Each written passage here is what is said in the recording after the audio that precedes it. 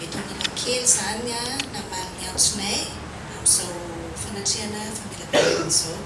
Saorana lehibe Andriamanitra namiantsika ny fotoana, namiantsika ihany koa an'izao toeran'izao indrindra fa antsika manatolosa tsara an'izany famelam-pirenena-kevitra izany.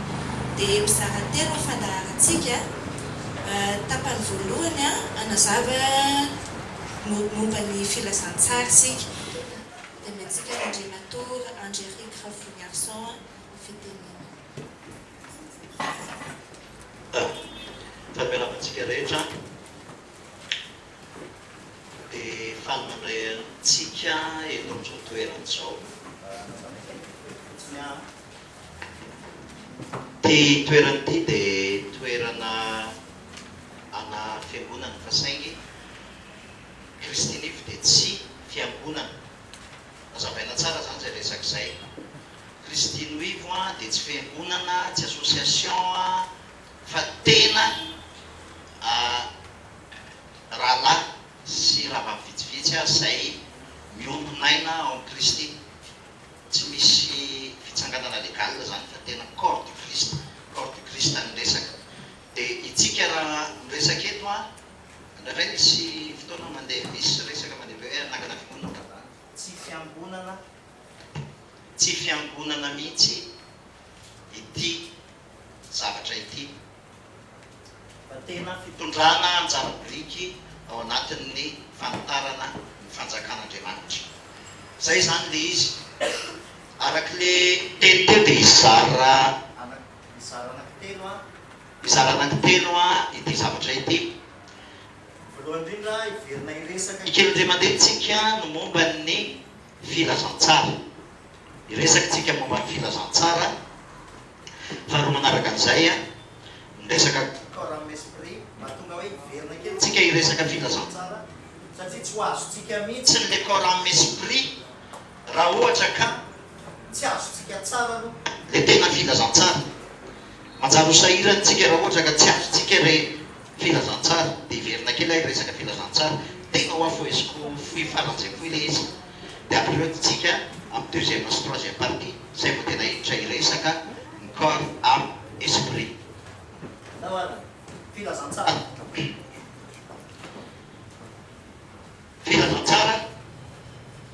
voalohany Andriamanitra dia namorona olombelona. Rehefa namorona olombelona Andriamanitra dia namonana Damaseva izy ary nataony tao Saedena. Rehefa nataony tao Saedena dia nametraka hazo anankiroa tao Saedena tamin'ny Andriamanitra. Nametraka hazo anankiroa tao izy inona avy reo hazo anankiroa reo? Inona avy le hazo anankiroa? Ny hazo fahalalana ny tsara sy ny ratsy dia ny hazonaina. Ny hazo fahalalana ny tsara sy ny ratsy dia ny hazonaina. Ny raharan'Andriamanitra tsy ho akeo amin'ny hazo fahalalana ny tsara sy ny ratsy ny olombelona. Inona ny antony nandraran'Andriamanitra ana Damaseva tsy ho eo amin'ny hazo fahalalana ny tsara sy ny ratsy? Misy antony manokana izy io. Andriamanitra rehefa namorona an'izao tontolo izao tao anatin'ny herinandro dia isaky ny avy namorona izy dia ny zavatra nyteneniny dia hoe aritany fa tsara zany. Aritany fa tsara zany, aritany fa tsara zany.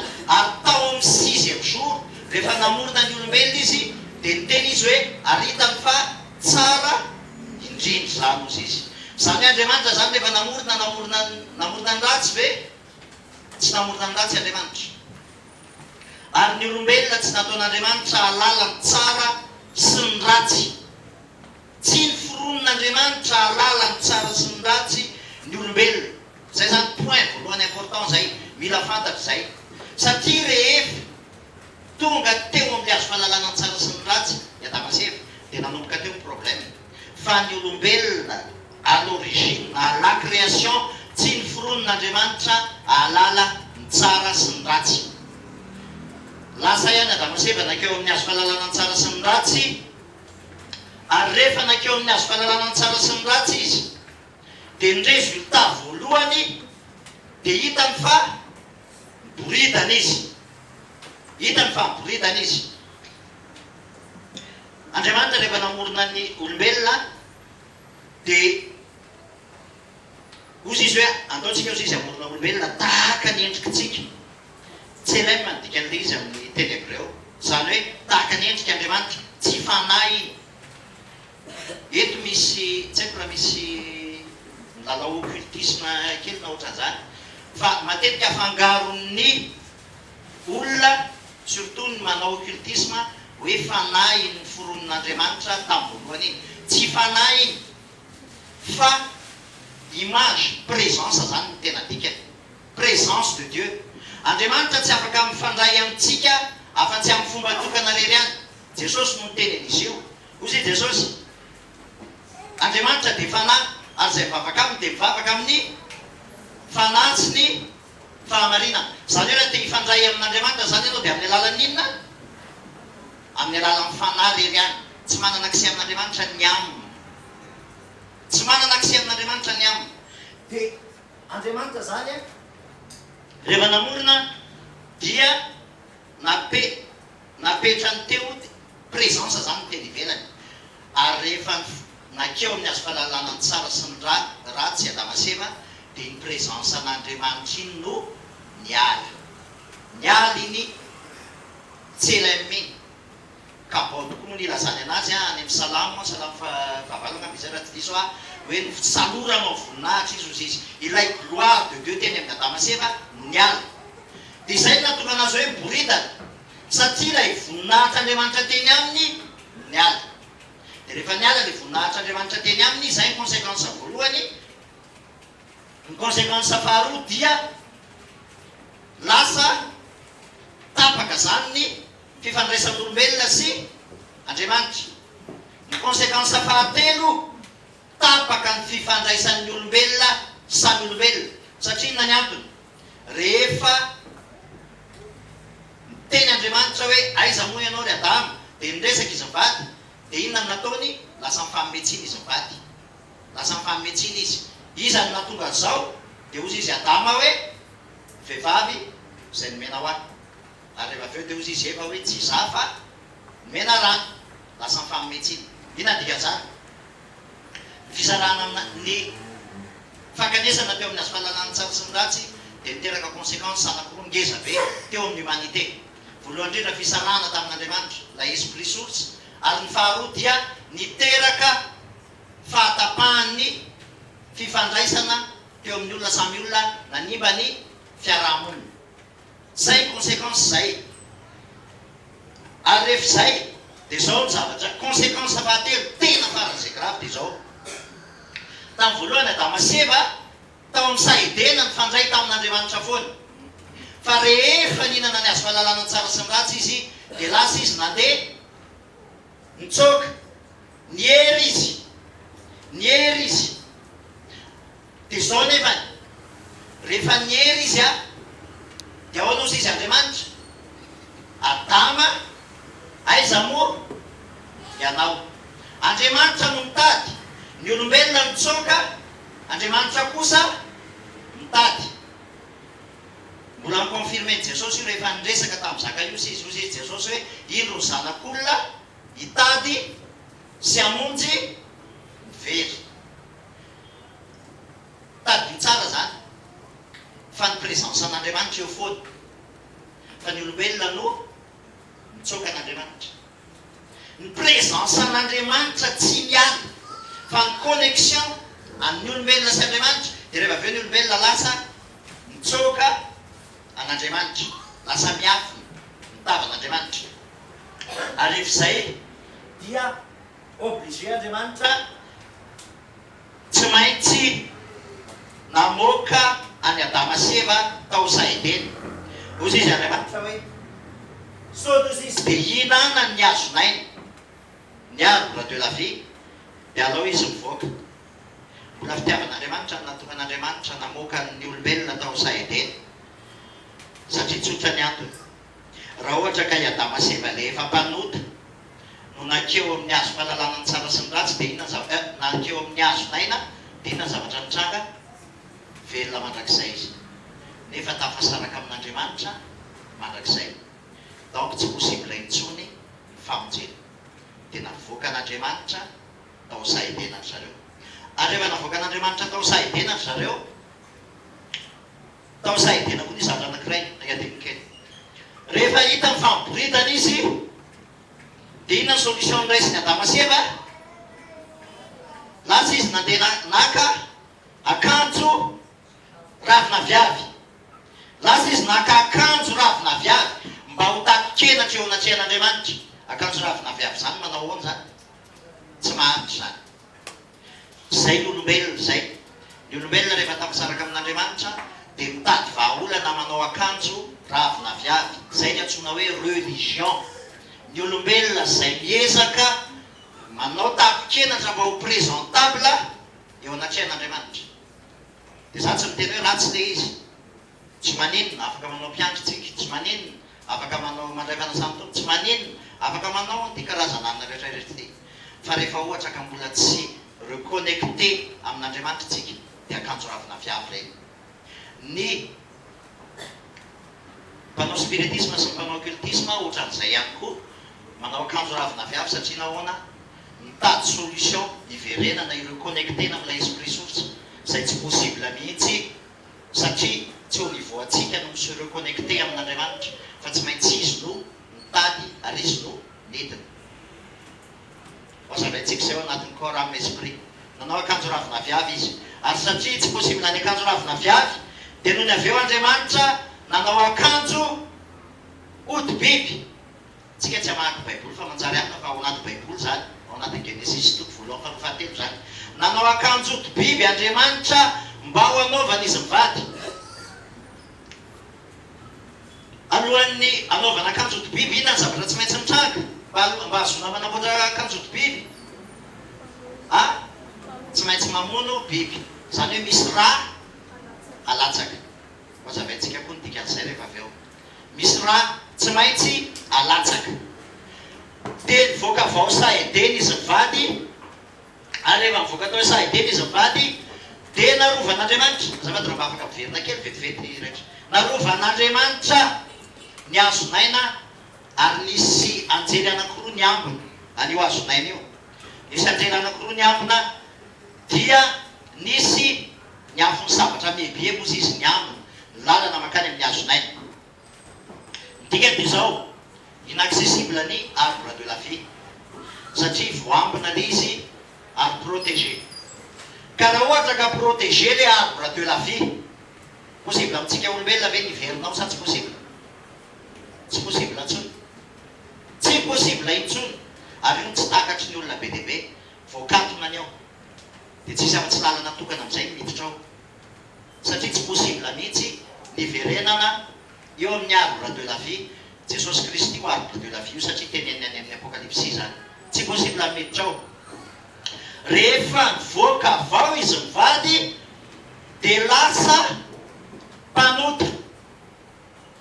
Lasa mpanota. Ary eo ny problème eo ny tena mila azo. Ny atao hoe ota dia tsy acte atao fa nature humaine. Nature humaine ny atao hoe ota. Ao amin'ny Genesis toko fahadimy dia zao ny teny ao. Genesis toko faharoa no zao ny teny hoe ary Andriamanitra ozy izy namorona olombelona tahaka ny endriny.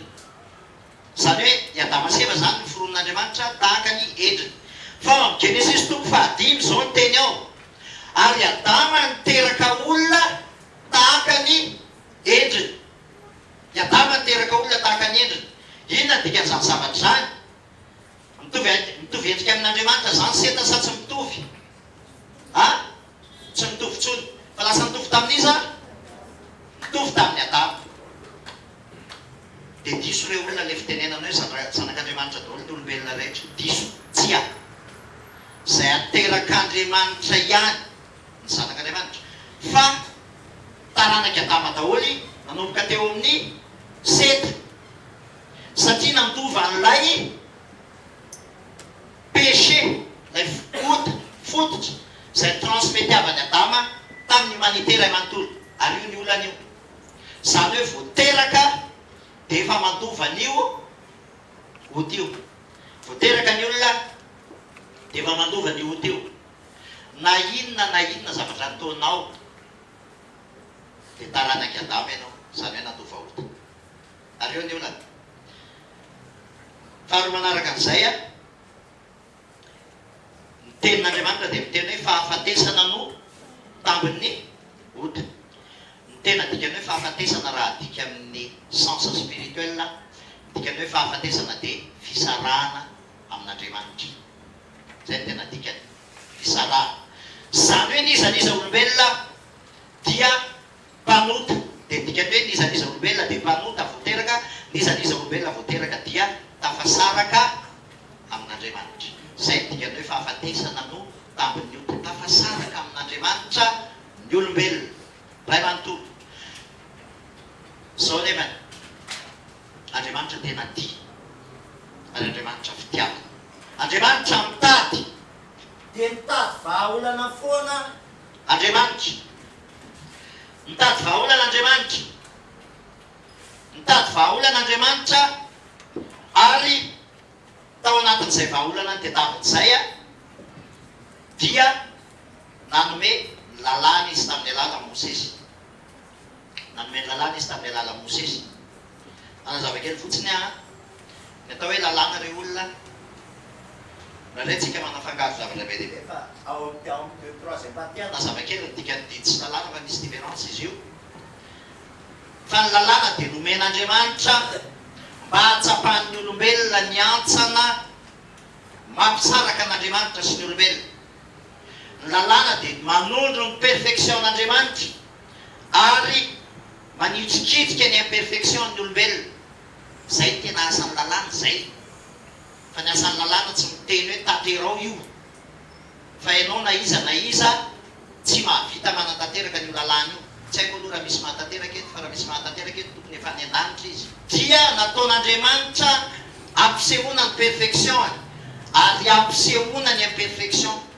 any olombelona zay no asan'ny lalàna zay zany hoe raha ohatra ka miresaka tsika hoe dimy folo de mila mandika didy anakifiry ianao de vita de very ray fotsiny satria ny ten'Andriamanitra ny teny hoe zay diso amin'ny ray loza izy de diso amin'izy rehetra zay diso amin'ny ray loza de diso amin'izy rehetra de nanome de tsy lalàn'Andriamanitra ary efa nanome de tsy lalàn'Andriamanitra dia tao anatin'izay zavatra zay a tsy natanteraka n'izay mihitsy ny olombelona tsy tanteraky ny olombelona mihitsy ny didy sy ny lalàna ary rehefa tsy tanteraky ny olombelona zay dia nanome vahaolan'Andriamanitra tao amin'ny lalàna nanome vahaolan'Andriamanitra tamin'ny alalan'ny ra ozy izy Andriamanitra hoe aina solon'ny aina solon'ny aina ina dikan'izany ko satria tsika mpanota ko satria fahafatesana ny tambon'ny ota ko satria tsika tafasaraka tamin'Andriamanitra ko satria tsika tsy mahatanteraka dia tsy lalàna dia nanome vahaolan'Andriamanitra tao anatin'ny fanekena taloha hojerentsika izay zavatra izay tsika nga mamalala ny lalàna Mosesy lalàna Mosesy rehefa ohatra ka tsy mahatanteraka lalàna ny zanak'Israely dia lasa manatitra inona ny ateriny zanak'ondry manatitra zanak'ondry misy condition tokany io zanak'ondry io tsy maintsy zanak'ondry tsy misy kilema misy antony le zanak'ondry tsy misy kilema fa tsy hoe ataotao foana le izy misy antony hoe manina ny atao hoe zanak'ondry tsy misy kilema io zanak'ondry tsy misy kilema io ny aterin'ilay olona nanota ity le olona nanota ity mpisorona fisoronana levitika dia lasa izy mitondra n'ilay zanak'ondry tsy misy kilema vetivety jereo ny sary tsy haiko na misy mpiandro eto na tsisy mpiandro tsy fantatra fa ny fomba am'izao fotoana zao dia zao rehefa misy olona manota dia atao didinika aloha dia mandinika aloha ny anina inona problemanao ahoana ianao sy ny rehetrarehetra eto am'ity tsy problème ampisorona na inona fa hotan'ity olona ty tsy anny azy problème fa problème le inona le zanak'ondry iny ny verifieny voalohany hoe pura ve sa tsy pure ty zanak'ondry ty. Verifieny le zanak'ondry de rehefa verifieny le zanak'ondry a de rehefa verifieny le zanak'ondry a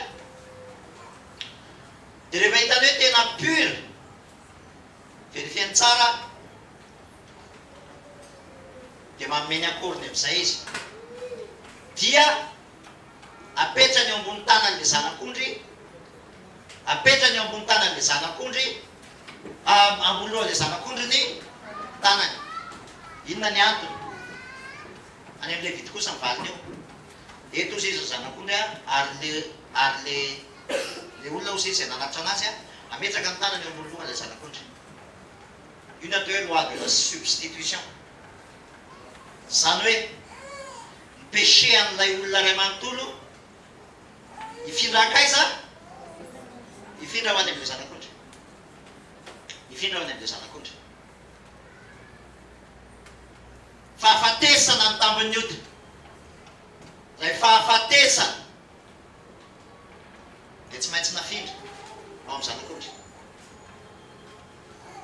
Ary rehefa avy eo lay pureté an'le zanak'ondry kosa mifindra makaiza makany am'le olona misy échange.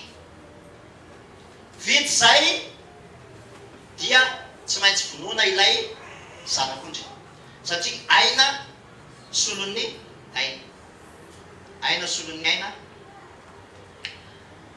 dorana hiara-ny fahatezevan'Andriamanitra miakatra ny anitra mantofo zay akatran'Andriamanitra acquitté justifié ilay olona mivoaka avy eo izy juste. Mandrapahatany ndray mpamboly iverina eo ihany izy rehefa avy eo satria tsy maintsy iverenany eo. Misy antony a io zanak'ondry io zanak'ondry heritaona zay ny ao anaty baiboly. Fa maninona ny zanak'ondry heritaona? Tsotra ny antony lay aina ao anatin'le zanak'ondry sadure maharitra heritaona zay maha hoe heritaona anazy. Zany hoe couvert mandritry ny ahoana zany le olona iny heritaona ihany izy couvert de afaka heritaona ray izy miverina eo ainsi de suite.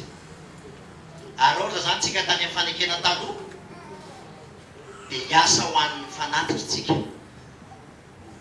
satria tsy maintsy mitondra zanak'ondry be dehibe isan-taona zany de zay foana ny atao isan-taona ko satria problème zay dia isa-taona zany ny zanak'Israely tsy maintsy manao fanatitra foana. Aina solon'ny aina de mitondra aina izy de mandritry ny heritaona izy couvert aloha izy couvert aloha izy mandritry ny heritaona de andray izy de miverina izy tsy maintsy miverina eo izy amin'ny heritaona manaraka indray satria tsy possible zay de mitady vahaola an'Andriamanitra. Raha hitatsika iny tsy ampisehoan'le film anankiray any momba satria tena lasa lava be fa c'est exactement ça nataon'Andriamanitra teo amin'ny hazo fijaliana tamin'ny alalan'i Jesosy Kristy. C'est exactement la même chose mitovy mihitsiny. Tsika raha mamaika any amin'ny Lioka toko fahavalo ambin'ny folo angambany izay nanomboka tamin'ny ora fahaenina ozy izy ka mandrapatoka ny ora fahasivy de maizina ny tany aman-danitra. Fa naninona maizina ny tany aman-danitra? Satria nisy transfert ny aingana teo tao monde spirituel nisy transfert entre le monde visible zay transféré ny péché am'izao tontolo zao nakeo amin'ny Kristy ary ny puissance sy ny pureté an'Andriamanitra tao amin'ny Jesosy Kristy no transféreny teto am'izao tontolo zao spirituel zany resaky zany teo amin'ny hazo fijaliana exactement ohatran'iny zanak'ondry iny nataony fa tsy saiko tamin'ity ndray mitoraka ty tsy heritaona le izy fa firy-taona mandrakizay ozy izy jona vao nahitany Jesosy ino ozy izy ny zanak'ondrin'Andriamanitra izay manaisotra ny fahotana zao tontolo zao l'agneau de Dieu qui ôte zay izy amin'ny teny frantsay ôté zany ohatrany ahoana zany manana manaisotra manokotra zay mamaisotra amin'ny fahotana zao tontolo zao. Ary zay nataon' Jesosy teo amin'ny azo fijaliana. Zay nataon' Jesosy teo amin'ny azo fijaliana, netiny tao aminy daholy, ny aretina, ny olana, fahafatesana, ny ozona, ny fanamelohana, to netiny Jesosy Kristy teo amin'ny azo fijaliana daholo. Ary rehefa izy dia teny hoe vita. Vita ozy izy. Tout a été accompli. Ka Andriamanitra rehefa miteny hoe vita, dia vita zany. Zany hoe rehefa hotany ny olombelona nafindra teo amin'ny Jesosy Kristy teo amin'ny azo fijaliana, zay le transfert zay. Ary noho ny aveo ny pureté an Jesosy Kristy ny transféreny tamin'ilay zalaty. Mila azontsika dia izao, raha ohatra ianao te hiala ao anatin'ilay mahampanota, ilay natura ny Adama, satria tamin'ny alalan'ny Adama ny nahampanota anao. Niteraka ny sety Adama dia niteraka antsika menakavy, dia lasa mpanota daholo tsika. Dia raha tsy te ho mpanota ntsony ianao fa te ho être kristika zany, dia izy no Adama faharoa. Jesosy Kristy no Adama faharoa, zany hoe tsy maintsy miditra ao anatin'ity lignée ity ianao. Zay ihany ny vahaolana. Ary ny moyen tokana hidiranao anatin'io lignée io dia tsy misy afa-tsy ny finoana ny asa-pamonjeny Kristy, zay transfert nataon'Andriamanitra izay tamin'ny alalan'i Jesosy Kristy. Ary tsy izay fotsiny, fa mbola mitohy ilay izy voalohany indrindra transferena teo ny fahotanao, transferena teo ilay mahadamanao maty teto. Ary ny faharoa dia niara-maty tamin'ny Kristy teto tsika. Niara-maty, ça c'est finoana zay resaka izay. Niara-maty, tsy hoe mamono teny, fa dans la foi mila miditsika efa maty ilay Adama taloha, niaraka tamin'ny Kristy. Zay zavatra faharoa mila hinoana. Ary ny zavatra fahatelo, naleviny Kristy, naleviny izy, ary rehefa naleviny Jesosy Kristy dia tsy vitany naleviny izy fa nanino izy? Nitsangana tamin'ny maty izy. Raha tsy natsangana Kristy ozy izy dia foana ny toroteninay, foana ny finoanareo izy izy, ary dia mbola ao anatin'ny fahotanareo ihany ianareo. Zay teny Paoly. Nitsangana tamin'ny maty Jesosy Kristy, dikany dia tsotra, resy ny fahafatesana. Fa saingy izao ozy izy Jesosy hoe raha ny hazo ozy izy raha tsy halatsaka amin'ny tany ozy izy mivoambary ka maty dia tsy maniry izy ozy izy. Tsy maintsy maty aloha zay vao mitsangana, fa tsisy tonga dia mitsangana ho azy zany. Maty aloha zay vao mitsangana. Dia ny dikany zany dia izao, tsy maintsy maty aloha Kristy dia mitsangana izy, ary tsy maintsy maty miaraka aminy koa aloha isika, zay vao miaraka mitsangana foi zay, finoana zay. Rehefa nitsangana Kristy, izao zavatra mila azo. Rehefa nitsangana tamin'ny maty Kristy, resy ny fahafatesana tambin'ny ody. Dia zao hoe olona mila zavatra azo, ty tena important be ty, tena atao hoe filazantsara dia tsotra. Raindray ny filazantsara blabla lavabe ny lasa toren'ny mpitoroteny. Fa ny filazantsara tsotra voavelany elokao. Taloha, ankehitriny, ary ny hoavy mandrakizay. Tes péchés sont pardonnés. Voavela ny elokao. Mila hinonao zay, zay point de départ zay. Voavela ny elokao. Jereo fa Jesosy isaky ny anasitrana, dina zavatra teneny voalohany. Voavela ny elokao.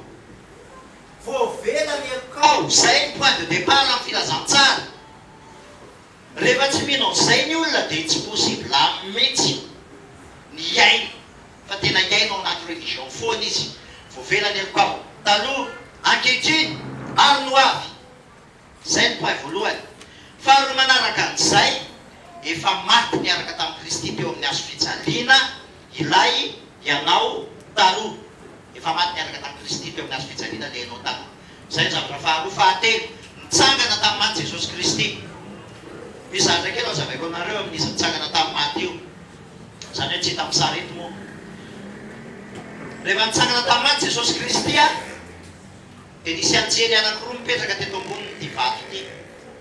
fantatritsika izay a any amin'ny likotsika mamaky an'izay any amin'ny filazantsara nisy anjely anankiroa mipetraka teo amin'ny-doha sy teo an-tongotra ilay vato ary rehefa niditra tao ry Petera dia izao ny tenen'le anjely maninona no aty amin'ny maty no hitadiavanareo izy izy ny velona tsy ato izy ozy izy fefa mitsangana izy nisy anjely anankiroa izay nipetraka teo amin'eo taitsika nahita anjely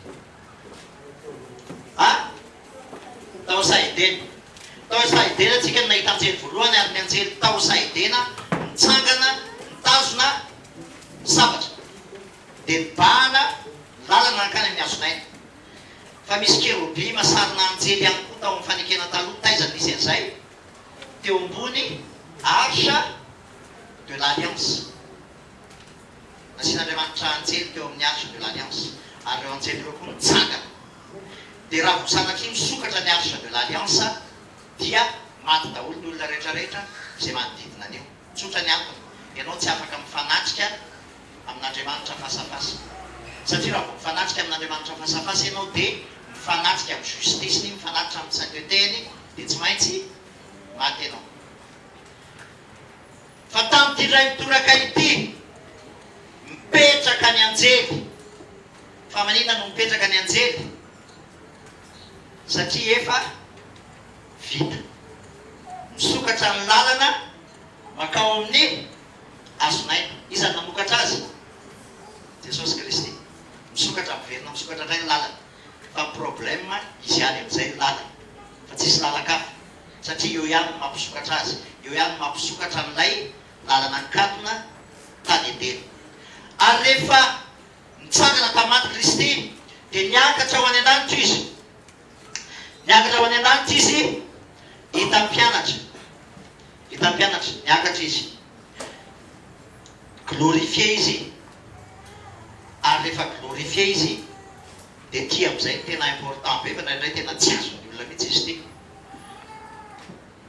Andriamanitra efa niverina tamin'ny alalan'i Jesosy Kristy tonga voalohany aloha Andriamanitra teto amin'izao tontolo izao tamin'ny alalan'i Jesosy tonga nofo satria ny teny tao amin'izao na dia miteny hoe tamin'ny voalohany teny ny teny tao amin'Andriamanitra ny teny dia Andriamanitra ozy izy tsy maintsy tsy Andriamanitra ny tonga teto amin'izao tontolo izao nanatona ny olona fa ny olona tsy afaka miakatra velona any an-danitra dia tsy maintsy izy Andriamanitra nidina naka ny condition antsika olombelona zay ny filazantsara zay izy zay ny hoe indro ny zanak'olona ozy izy tonga hitady sy hamonjy ny velona izy ny tonga fa tsy tsika miakatra zay ny atao hoe filazantsara zay ny mahafana ny tena kristianisme ny religion rehetrarehetra miezaka hiakatra manao occultisme miezaka miakatra manao développement personnel miezaka miakatra fa ny an'Andriamanitra izy no midina mamonjy atsika ary rehefa nidina izy tonga voalohany izy tamin'ny alalan'ny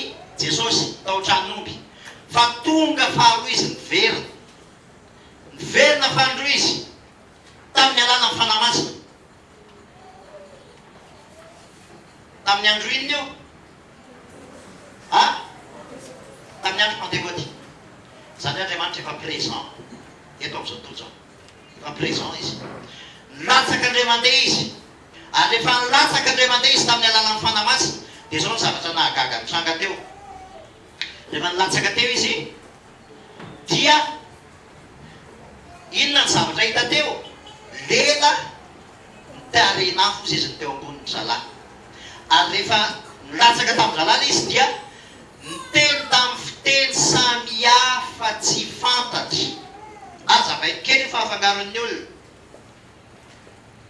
polyglosie nataon'ny apôstôly teo fa tsy glossolalie azavaiko ny différence ny atao hoe glossolalie dia fiteny amin'ny fiteny tsy fantatra lay fiteny zay possible tena tsy ho azonao mihitsiny fa fiteny lanitra le izy tsy ho azonao mihitsiny dia iny le olona mila an'iny fa tsisy ilan'ny olona an'iny iny ny atao hoe fiteny tsy fantatra fa ny fiteny samihafa tsy fantatra dia rehefa teo zalahy no teny dia nisy grika teo nisy araky ny voasoratra nisy avy any Mesopotamie sy ny rehetrarehetra zany hoe nisy diaspora tonga teo zay tsy micomprendre ny teny hébreu fa rehefa tonga teo izy dia naheno tamin'ny fiteny raha nisy gasy zany teo dia nahay teny gasy izy zay natao hoe polyglosie nahay teny gasy izy dika inony zany zavatra tsotra ny dikan'izany nanomboka teo amin'ny andro pentecoste Andriamanitra nitodika amin'izay nakany amin'ny gentlisme tsy tamin'ny jiosontsony fotsiny izy fa nanomboka nanazava amin'ny filazantsara amin'izay izy tamin'ny gentlisme ary tamin'io andro rehefa nitoro teny Petera 3,000 teo eo tonga de bebaka vovonjy 3,000 rehefa ao amin'ny Adamotsika mpanototsika ao amin'ny Adamo fa mila mivoaka avy ao amin'ny Adamotsika de miditra ato amin'ny Kristy tsisy resaka religion ty reo olona tsisy hoe protestante na katolika na evangelika na tsy zany resaka eto fa tsotra raha teo vovonjy ianao de miala ato amin'ny Adamo ary miditra ho taranaky Kristy zay ihany ary ny fomba de tsotra mino zay resaka teny amiko zay tsisy akta mihitsy zay foany resaka finoana fa tsy akta ao anatin'ny corps amy esprit tsika iresaka akta fa ato no finoana ny resakitsika ato niala vato amin'ny Adama izy ozy izy nanananareo hiala tamin'ny maizina ho amin'ny fahazavany magady hiala amin'ny maizina ho amin'ny fahazavany magady mifindra ao amin'ny Kristy ary rehefa mifindra ao amin'ny Kristy tsika latsaka tamin'ny latsaka amin'ny fanamasina de rehefa milatsaka amin'ny fanamasina de ozy izy Paul hoe tsy za ntsony mivelona fa Kristy mivelona atao anaty lasa tsy Adama ntsony aho fa lasa être kristika lasa être kristika ina dikan'izay zavatra zay zany voaloboka hoy Jesosy Jaona 1:20 zany voaloboka ary ianareo no sampany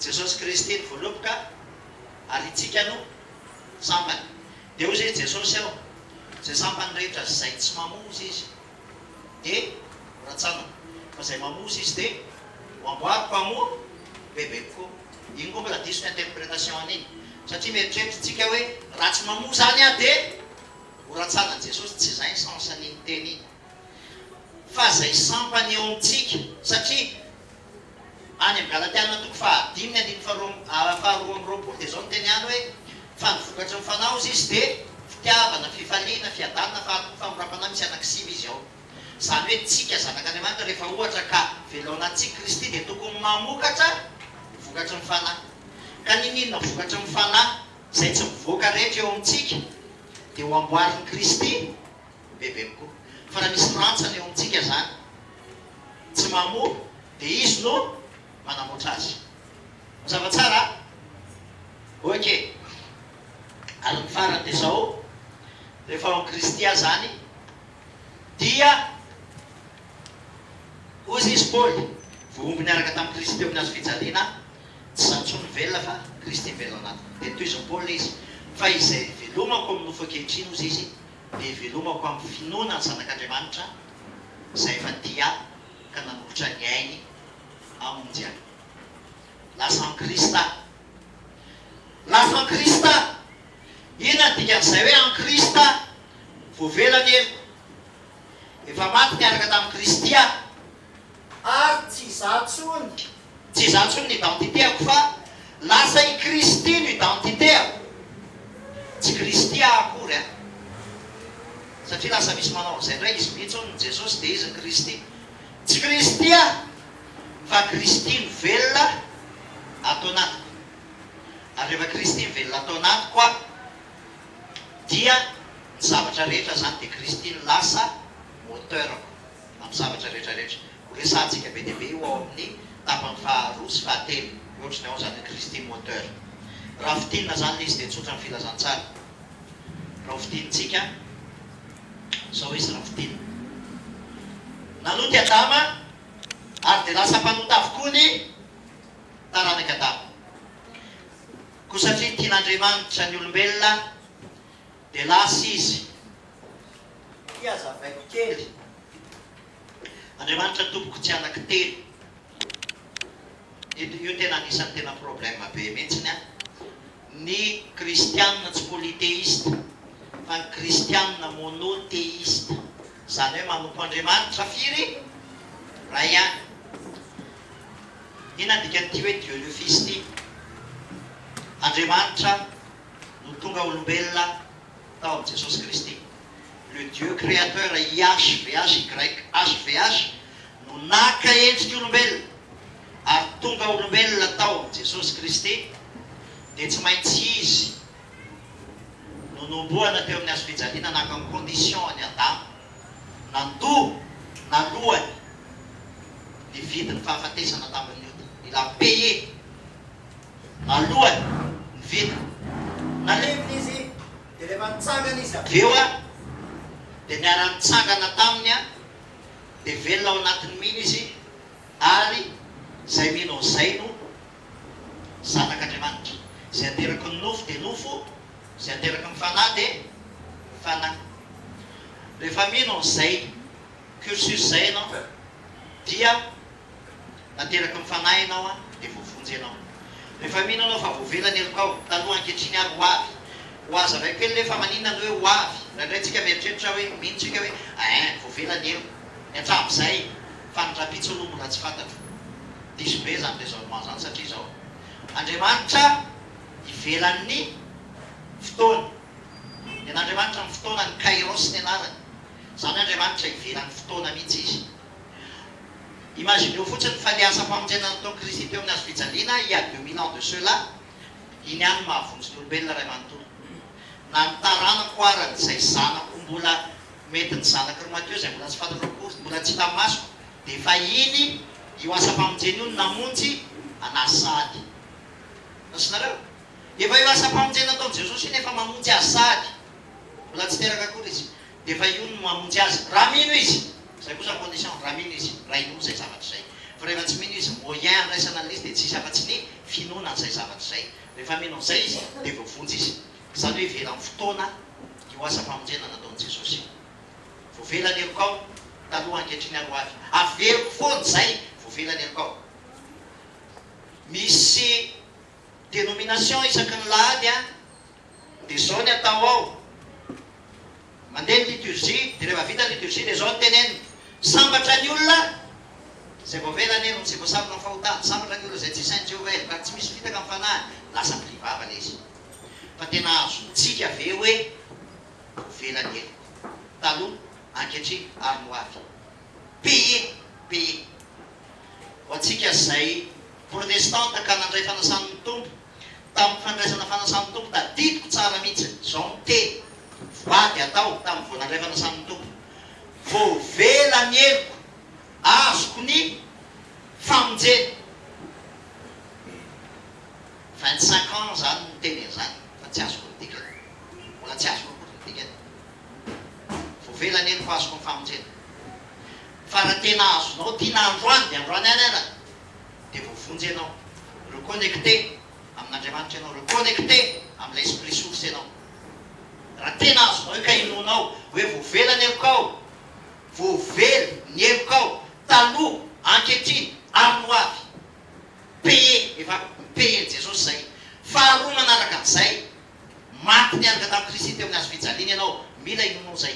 Fahatelo, nitsangana tamaty Kristy ary rehefa nidina izy dia nilatsaka ny fanahy masina, velona ao anatinao Kristy. Tsy ianao intsony velona, Kristy velona ao anatinao. Ireo zavatra eo mila inonao dia voavonjy ianao. Tsisy akity zay fa finoana zay. Vita tompoko.